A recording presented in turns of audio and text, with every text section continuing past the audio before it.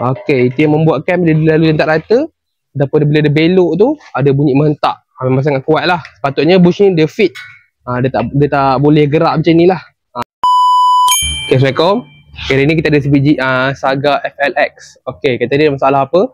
Dia kata pada bahagian belakang tu bila lalu bonggol ke ataupun bila belok tu ada bunyi menghentak tau. Macam benda besi longgar. So bila kami check, okay, masalah dia punca daripada ni, axle belakang dia. Okay, dekat mana masalah dia? Kat sini. Bush dia.